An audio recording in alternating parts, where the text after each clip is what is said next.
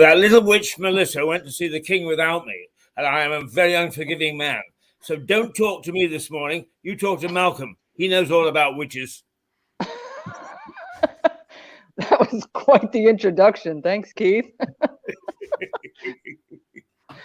Well, okay, and I guess as a legal person, I'll start off the program by asking about what is the definition of a witch? How do you define a witch?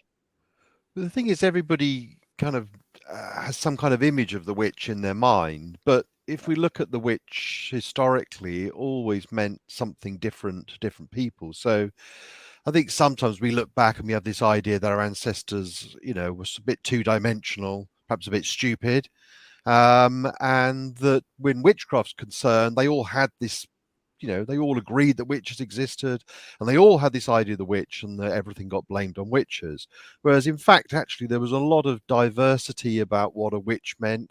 And it was also quite a kind of contested idea. So people didn't agree what a witch was, how you discovered a witch, or really what witches were able to do. So we start looking back into the history of witchcraft, we can actually find our ancestors were a bit more kind of discerning and a bit more uncertain, I think, a lot of the times about what witchcraft actually might or might not mean. Right. So what are the characteristics? I mean, so was it just out of fear that people labeled them as, say, evil, for example? Was it just fearful? They just didn't know what was going on? Well, witchcraft is really about emotion, and it's about these sort of core toxic emotions of fear and anxiety and envy and desire, I suppose, as well. And that witches kind of grow out of these things. And I think this is one of those areas of witchcraft which we can understand, because these passions and emotions are things that, of course, we still deal with and we still grapple with, and they're still part of who we are. But these are, of course, part of our ancestors' lives as well. And that if we explore those emotions in rather different kinds of political and social and economic conditions, we find that often they manifested as in the figure of the witch, which was is a projection, I think quite often quite a sincere projection of these inner feelings, and created a person who was hostile and malevolent towards their neighbors, or perhaps on a theological level, who was seen to be some kind of threat to Christendom, a threat to order, a threat to authority in church and state as well. Although for most ordinary people, they really understood it as the person down the road who might be using some kind of evil power to to harm their children or livestock or so on. Was it always evil, or was there's some good? I mean, we've got Glenda the Good Witch. Was that just created for the movie? Yeah. Well, of course, again, this is another example of how witchcraft meant different things to different people. So in a typical 17th century English village, there would have been what were called cunning folk. So they might be called wise women or wise men. And these people did all sorts of things. They were essentially healers, and they sort of worked like psychologists and also like police, I suppose, because they used to find thieves and lost property and stolen goods and all sorts of things. So there's this incredibly important social function. But the church often took a dim view of these people because they thought that they were, well, I think rightly, that they weren't using prayers correctly. They weren't following Orthodox faith. They were using magic. And magic was a threat to the medieval church and to the subsequent Protestant churches in England as well. So that, the ordinary people might think that the cunning woman next door was doing a good job, but then she might find herself vilified by the church, not as a wicked witch, but as someone who was misguided because they were not using religion correctly in the Orthodox way. Well, it's almost the healing. It almost sounds like, well, Jesus, he was a healer. Yeah. Well, would they have judged him? Yeah, well, quite. And I think sometimes some of the evidence we have of healers who do defend themselves, express that kind of surprise that they are being criticized in this way, because they feel that they are as you say, living their lives in imitation of Christ, because they are helping people, they are charitable towards people, um, and they are healers. Uh, the relationship between a healer and the patient, as sometimes happens between modern doctors and patients, can go awry, especially when money changes hands or is expected to Yeah. change hands and doesn't, or if the person deteriorates. And so that they are instances in which healers can sometimes kind of mutate into the malevolent witch because the patient is dissatisfied. I think these are rare cases, but one can see how that anybody who's using some kind of magic and is involved with the anxieties and fears of another person, we can see how actually that relationship can sour quite quickly. Right. So I think we sometimes have these. There's so many myths about the history of witchcraft, and we sometimes have this idea that healers were being rounded up by the church and so on. I think that's not right. But in the majority of witchcraft cases actually result from sort of deteriorating relationships between neighbours. And in some of those instances, it was because they were healers and that relationship with the healer went wrong. And then the healer was therefore suspected, quite genuinely, I think, of using their magic for harm rather than for good. Wow. What got you started, your interest in witchcraft? I think sometimes people think I started out with some kind of occult interest and, I some sort of weird obsession with the devil or something. But it wasn't like that at all. I can assure you and your viewers that it was. I started out as a social and cultural historian of the 17th and 16th, 17th, 18th centuries, what we call the early modern period, and that I was interested in crime and I was interested in the law and I was interested in the way that ordinary people used the law, sometimes didn't use the law, the relationship between law and custom and so on. So I had this kind of more general interest in wrongdoing and what people did about it, and that witchcraft is a very good way of getting into that because witchcraft was a crime. And when you look at the evidence of witchcraft cases, you can tell all sorts of things about early modern life, and particularly how life changed. The early modern period exists because there is this change between the medieval and the modern. It's this sort of 2.5, 3 century bridging period in between. And that in that time, all sorts of things changed in gender relations and in literacy, the availability of print, the way people worked, the evolution of cities, and so on and so on. And when you look at witchcraft cases, they tend to open a window on all these different areas of life and the change that happened within them.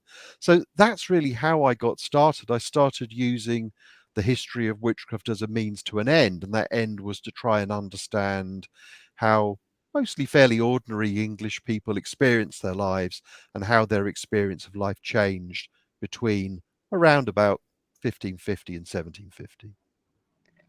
Let's fast forward to today.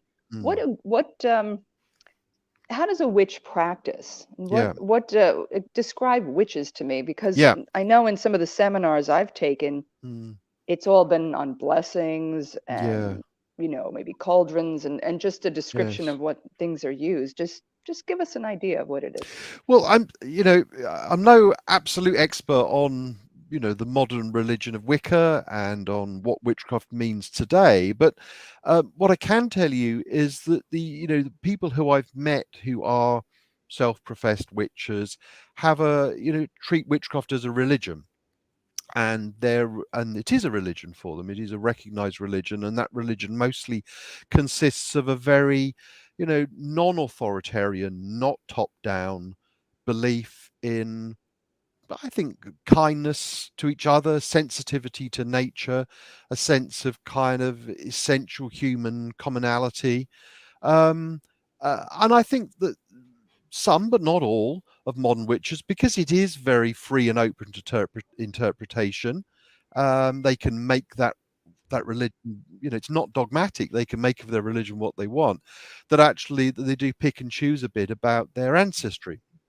By their ancestry, I don't mean their personal ancestry necessarily, but the way that religion evolved. So there are some modern witches who feel that witchcraft was always a kind of a religious cult that existed in the past, and then it was suppressed by the Christian churches.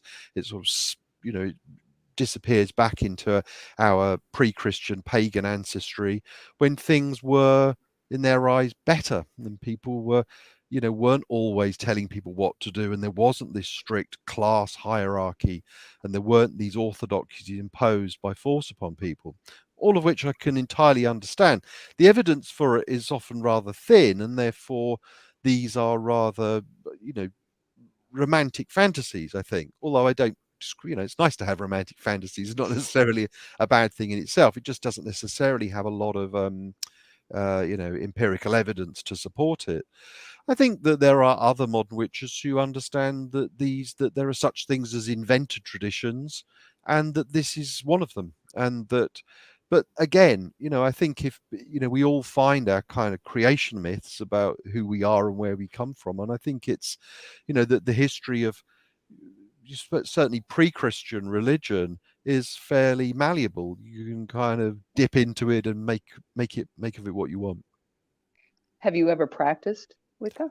Oh no, God, no. I'm no way a witch, or I've never practiced or ever been to any kind of, for the avoidance of doubt, Melissa, I've never taken part in any kind of ceremony and so on. So, but it's interesting that people want to, I think, and I think that it's, as I say, that the idea, which I suppose was really fermented in the 20th century, as a first of all as a kind of hostile reaction towards spiritualists and witches, and then later on in the kind of horror film genre, this idea that witches were sort of worshipping Satan, modern witches, I think is kind of understandable from the Christian point of view, but I've never met anybody who has had any kind of interest in Satan's, modern witches, just nothing to do Right. with Satan whatsoever. So, but it's a good illustration of again the way that witchcraft means different things to different people, and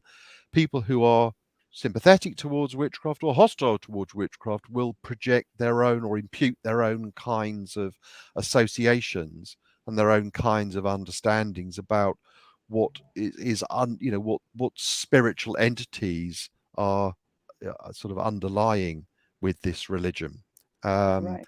but it doesn't necessarily have to be anything at all. It can just be, as I say, I think a kind of a sensitivity towards each other and towards nature, which in itself seems to me quite a kind of a laudable and even sort of attractive form of religion, were I to have one, which I don't. It's interesting because once you still to drill down as to exactly what it is, it doesn't sound like it's a bad thing at all. Well, in It modern, sounds well, no, but again, that that there will be modern Christians who feel threatened by a religion that is non-Christian, and that might be true of other kind of deistic religions. It could be, you can imagine a certain kind of Christian might say this about Islam or Hinduism or whatever. And that this could be so that that I think that religionists of any form are often threatened by forms of religion that aren't exactly congruent with their own. So no, I think there's nothing intrinsically or inherently you know unpleasant or dangerous about modern witchcraft, but the historic witchcraft was, of course, mostly understood as using the devil's power in order to achieve some kind of personal ends. That was the dominant idea of what witchcraft, and calling it that, was, because of course the healers who used prayers to cure sick children and cattle so didn't call themselves witches at all. They would have called themselves cunning folk or healers. But it's just that witchcraft could be a label which was attached to them by the law. right. The law, or I mean, I guess historically the church has always done anything it can to control and to keep power. And I Mm. think people are just used to being told what to do. Mm-hmm. Yeah. So you see a lot of this new age thought with like manifestation and things. All of a sudden now the Mm, individual seems to have mm, some power. Oh my gosh, yeah, God quite. forbid Yeah. we have some power over our own lives. Yeah. Yeah. Sure. Yeah. So there seems to be a little bit of mix in there with Mm, the new age and witchcraft. There could be mm. some over mixing of it. But Well, I and suppose. it's funny. I Mm, mean, mm, if you read the Bible, mm, a lot of the passages are very baffling. A mm, lot of things that Jesus said are mm. they almost are like manifestation. Yeah. That you have this power in you. What is it? Whatever you ask for in prayer, or we Yeah. quote Mark 11:24. Whatever you ask for in prayer, Mm, believe you have received it, and mm, you will. mm, mm. Well, prayer is the original manifestation, isn't it? It Right? is the original, Absolutely. and that and this I think is important because it also shades into the role of fantasy in our lives. So I suppose that in the modern West we grow up drawing quite sharp distinctions between fact and fiction, and that fantasy is something that we sort of are, I think, required to grow out of, from That's childhood. a So shame. it's It's a lovely shame. for children to have fantasies and make, imaginary friends and make believe. But then there comes a point where we're all expected to put away childish things and so on. Right. But that, that to completely abandon fantasy is in some ways is a luxury of the developed West, where people have enough to eat and so on. Poor Right. people always fantasize about food, and that that food is often at the heart of witchcraft accusations, because that people involved in the belief, or people who believe that other people are trying to bewitch them, are often people who are, we would think of as being poor at the level of the developing world today. And they are people who think that, who are living lives where resources are very scarce, and that will often have enemies, who competitors for scarce resources, who think that they're trying to get the better of them. So, I always used to say to students, if you're struggling to come to terms with the theological idea of witchcraft, say, you want to just think about the economic basis of this. You want to try Right. to imagine what it might be like to live amongst people where there's not enough food to go around. And of course, Right. that's actually something that most students that I've ever taught, all students, I think, had no experience of. And Correct. that if you start putting that idea into the mix, I think it becomes easy to understand the kind of hostility that could exist between people historically, Right. where one might imagine that, you could call it a fantasy, that someone was trying to harm you. But of course, from the accused witch, there's also evidence that those people fantasize that they might be able to use the devil's power in order to slightly get ahead. So witchcraft as a fantasy kind of can cut both ways. But fantasy is a very important part of the belief. Well, I would imagine that some of the greatest minds or some of the greatest achievers, they lived out their fantasies, I would Yeah. say. Yeah, yeah, sure. They didn't let anything in their world stop them from achieving whatever they wanted to achieve. Sure, that's right. It's, you might argue that you have to kind of imagine your ambitions, or the goal of your ambitions, in order to pursue them. And that some people are absolutely, ruthless and, single-minded about those things. And Right. that I think that Right. that is part, that we're not all like that, but that is part of human nature. We might actually call those people sociopaths, I think, sometimes, because so often that ruthless pursuit of ambition is often at the expense of others, or certainly with disregard for others. I'm sure that many of the great men, and they are nearly always men in history of you think about the scientific revolution, Newton, these people always achieved what they did because there were some women in the background somewhere who were, washing their clothes or making their food, or and that really, in a great scientific achievement is large, or any kind of achievement of the sort of thing that which we celebrate in the arts or in the sciences, was actually made possible because of servants. And really, That's true. most That's an or interesting slaves, perspective. or slaves, and Right. quite often they were women. That's true. That is true.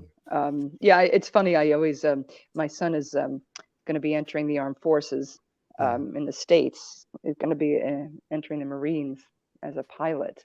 Mhm. And I think it was always this idea. It was a fantasy. It's always Mm. been a fantasy of his, and he's failed a lot because there's been a lot of doubts going on in his mind. And I always tell him, I said, it's the doubts that are stopping you. Mm. Mm. It's not this conviction that I can do what I set my mind to do. Yeah. And now he can, Yeah. because it's a constant fantasy, imagining over and over and over and over, where it just becomes this natural thing in your life, that this Yeah. is who I am. Yeah. So, Exactly. I mean, I don't know if you want to call that witchcraft, Well, Yeah, it has a component that it does. Yeah, of it does. witchcraft which It people does. don't always realize, or rather, there's a large part of the idea of being a witch, which is the realization of exactly that kind of fantasy of self-fulfillment. Right. And that some of the demonological texts about witchcraft talk about this, because in a very scathing way, because they don't say, hey, everyone should live their, become their best selves, and everyone should live their dream. Part of living in a hierarchy is that people don't live their dreams, because Correct. otherwise we'd all Correct. be the same. So, and Right. that this, in the demonological fantasies, this was really about the poor, and it was particularly about women realizing their fantasies of self-fulfillment in a way which was, well, not just disruptive to the social order, but positively illegal. So that witches, if you look at engravings of witches done by Dürer and others from the late 15th into the 16th centuries, they typically show women, witches, at their covens. They are naked, they are feasting, their hair is always flowing. Everything about them suggests a kind of abandon, as if they've shrugged off all the things in society which kept them kind of buttoned up and, in their place. And that this, I think, was a sort of I think for men, it was actually the sort of men who looked at these engravings, it was actually a slightly titillating sexual fantasy. I think this is often what these engravings were for. But they also expressed fear. They expressed the fear that actually that, not just of women doing what they like, but this is an image of the world turned upside down. And actually, if we want to, in 1600, 1500, 1600, remind ourselves the way the natural order should be, let's create some images of chaos and disorder. And I suppose we still do this a little bit with, say, horror movies. They are kind of contained fantasies of chaos and terror and disorder, so that which we can kind of vicariously enjoy, because at the end of the movie, actually everything's okay, And so that this is what I think some of these demonological tracts were about. They were sort of horror fantasies about a world turned on its head. And that was kind of, as I say, enticing in a way, but it was enticing partly precisely because it was actually quite frightening. That's true. But underlying this, there was a patriarchal ideology that women were supposed to be a certain way, but that also that the poor were supposed to be a certain way, and that Right. the profile of the accused witch was in the overlap between those two social categories, the poorest and female. That's really what 80% of accused witches were. That was That so. must have been a frightening time to be a poor woman. Well, of course, almost all poor women were never accused of witchcraft. Witchcraft is not nearly as common a accusation as sometimes people think. There are far fewer trials than people sometimes suppose. The idea that the church rounded up millions and millions of women in order to keep them down is a very well entrenched myth in the history of witchcraft, for which there's no evidence. Ah, So, but you can understand why it is such a powerful myth, because it's as I say, it's another kind of creation story about patriarchy. right. This is It true. just doesn't necessarily have, it just isn't necessarily right, in the sense that it doesn't have that kind of empirical evidence. Most witchcraft cases came about because neighbours believed in the witchcraft of their neighbours. That was the impetus. And also going back to talking about the church, that what really makes the 16th, 17th centuries the key period of witch hunting was not the church, it was the state. It's about the growth of the state. So there is actually a secular explanation for the growth of witch trials that isn't directly rooted in the in the church defending its own authority. Right. Any new books on the horizon? No, not just at the moment. My book, the Ruin of All Witches, which my last one is still having a life and an afterlife, and it's out in paperback and so on, and still doing interviews and podcasts and things. So, people still seem kind of interested in that story. So I'm just going to let that one resonate for a short while. Right. Sounds wonderful. Do you have any questions, Keith, for Malcolm? Well, Malcolm, you step into Lewis tomorrow afternoon. Yep. Let's see. You're up at. I'm just trying to find your name here. Yes, 13th of May at 12:50. 12:50. Yeah, I'd forgotten myself. Yeah. Yeah. Well, I'm doing an First of all, interview before. encourage everybody to go and turn yes, up. Yes, please do come along and Lewis tomorrow at 12:50 and hear me talk about the Ruin of All Witches. That's the story of the book. So I don't know whether you've ever been to Lewis before, because I have. listening to the two of you talk, you have, so you know a little bit about it. My sister was married there, so I know it quite well. Yeah, my sister used to live there. Yeah. Well, there we are. But it still has that sort of medieval taste about it. And you can walk into a pub here and people will nudge up to you and say, we be a witchcraft town. Right. Okay, well, I won't do that then. But there is still, strangely enough, that feel that this is something that is either a blight or on interesting. the... And in fact, there's a famous case as late as 1964 or 65, which was attributed to evil witchcraft. So was there? That feeling is carried on. Oh, yeah. Yeah. As I say, listening to the two of you being quite rational about it, and then walking into the pub and getting hauled in with this, there be witches here. Right. Fascinating. Yeah, well, I think you might find that your audience quite fascinating. So. Okay, good. I look forward to it. Well, we look forward to having you here, and thank you. I hope it goes well. Thank you. But just give us the title of your book again to make sure that people buy it. The book, yes, very important part of the interview. The book is called The Ruin of All Witches: Life and Death in the New World, and it's out in paperback, and very competitively priced, and available at all good bookstores. And tomorrow at the talk, I take it. I hope so. Yeah, I hope so. Wonderful. I always bring one or two just in case, but hopefully they'll have some. Do you charge extra to sign it? No, of course not. Keith, send me a signed book, Keith. I will. I'll get out and I'll twist his arm. Malcolm, thank you so much. Pleasure. Thank you, Malcolm. You've been sort of an experiment, because we've never done this transatlantic interview before. Right. We're anxious to do it, and I think it has gone very well. It's first of all, you're a fascinating man. I've known Melissa for almost 20 years, and she is a fascinating lady. So the two of you together, thank you. I sat in the corner and kept my mouth shut. Very, very unusual, I may say. But you looked a little bit like you were sleeping in the corner there, Keith. No, never sleep on the job.